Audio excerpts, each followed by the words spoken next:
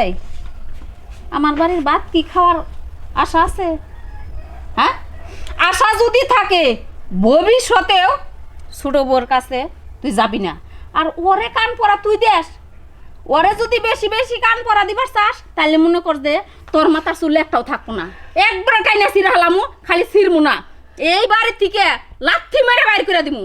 কাম কর। ভাবি, আপনি কিভাবে এত কাজ করেন? কেন, কি হিসাবে? আপনি কত কাজ করেন, আমার এত কাজ করতে ভালো লাগে না।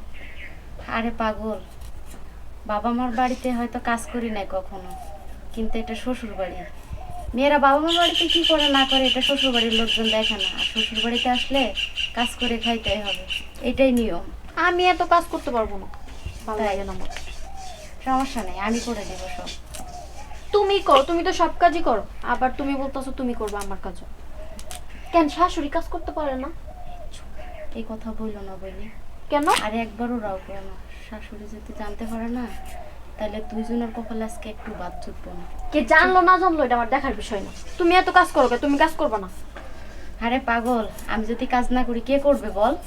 তুই করবি? আর তুই তো নতুন বউ, আমার এই বাড়িতে কি আছে না আছে তুই তো আর জানিস না, জানিস? আর আমার আজ 6 বছর বিয়ে হয়েছে, এই বাড়িতে আনাচে কানাচে কি আছে না আছে সব কিছুই আমি জানি। আর তুই তো আজকে তোর বাবার বাড়ি যাবি, তাই না? তোকে কিন্তু সুন্দর লাগতেছে শাড়িটা পরে। তুমি 6 বছর ধরে সংসার করতেছো আর এগুলো সহ্য করতেছো, আমি পারবো না এগুলো সহ্য করতে। আমার এই কাজের কথা বললেই আমি চলে যাবো। পাগলি একটা। আজকে তো বাপের বাড়িতে যাবো, তুমিও চলো। আরে পাগল, তোর কি মাথা ঠিক আছে? আমি যদি চলে যাই তাহলে আমার সংসার কে দেখবে বল? কে দেখবে? আবার শাশুড়ি আছে, উনি দেখবে। শাশুড়ি দেখবে, তাই না? সে মুরব্বী মানুষ না, সে কিভাবে দেখবে? আর সংসারের সব কাজ আমি করি। তুমি তো আসছো 20 দিন হয়ে গেল প্রায়, দেখছো তুমি তার একটা কাজ করতে, একটা সুতাও এদিক থেকে ওই দিক করে না। দেখছি তো কোনো কাজ করে না।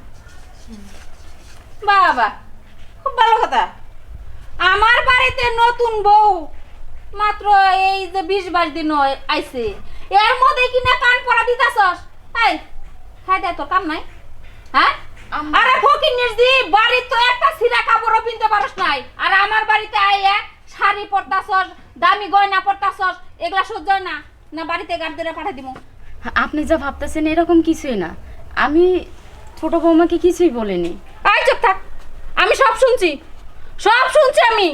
আমার কান এতটা বয়রা না, আমার চোখে তুলা দেশ। হ্যাঁ, আমি কি বয়রা? মা আসলে ভাবি ওইভাবে বলে না। তুমি চুপ থাকো, তুমি আর ছাপাই গেও না। তুমি তো আইছো 2 দিন ধরে, ও কেমন জাতের নারী ওটা আমার ভালো করে জানা আছে। দেখো, তুমি আমার বাড়ির ছোট বউ, ছোট বউর মতো থাকবা, আর কোনো সময় সাথে মিশবা না। দেখেন মা, আমি 2 দিন আসলেও ভাবিরে আমি ভালোই চিনছি। ভাবি ওইভাবে কথাগুলো বলতে চাই না। যাও এদিকে, যাও যাও কইতাছি। কি হলো, যাও। এই আমার বাড়ির ভাত কি খাওয়ার আশা আছে? হ্যাঁ, আশা যদি থাকে ভবিষ্যতেও ছোট বউর কাছে তুই যাবি না।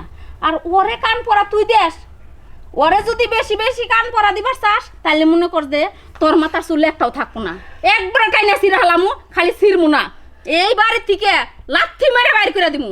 কাম কর।